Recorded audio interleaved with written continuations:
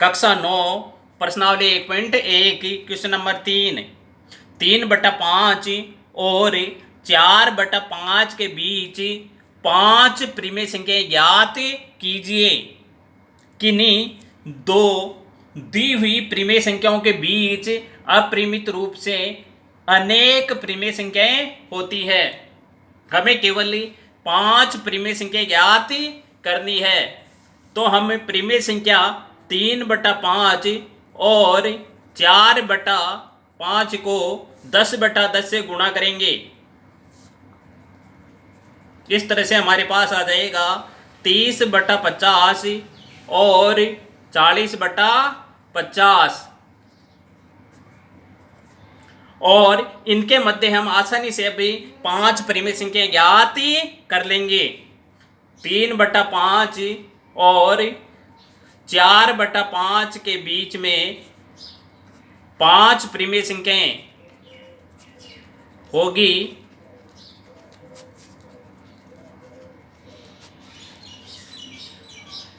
बराबर यहाँ पर ये 30 है या 40 है तो हम लिख देंगे 31/50, 32/50,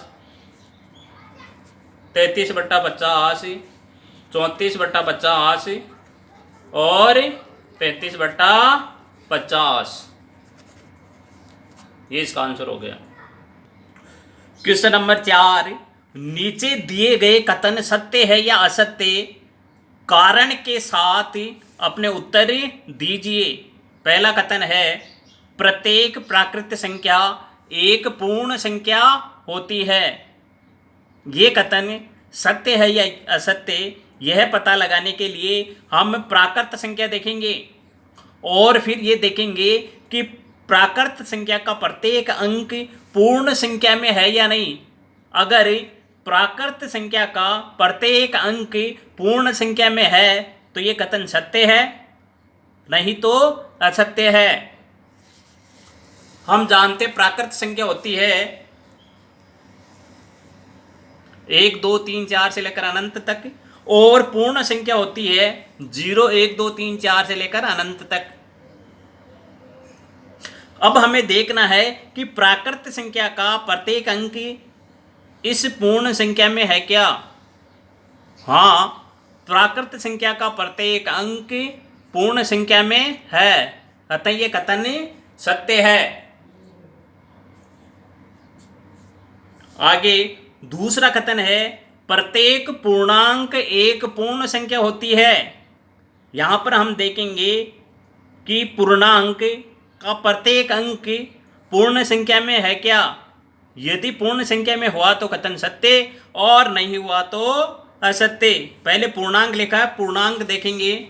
पूर्णांक में धनात्मक और ऋणात्मक दोनों संख्याएं होती है।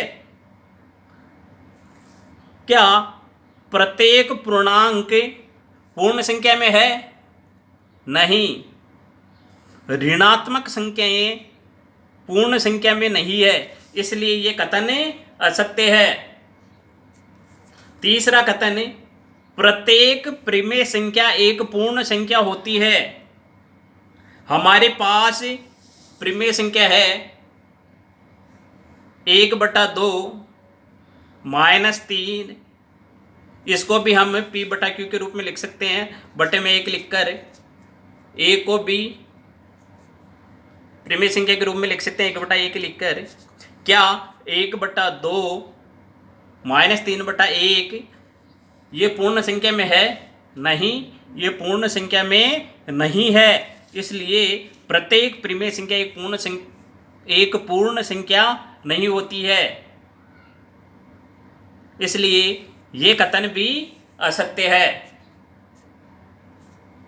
धन्यवाद।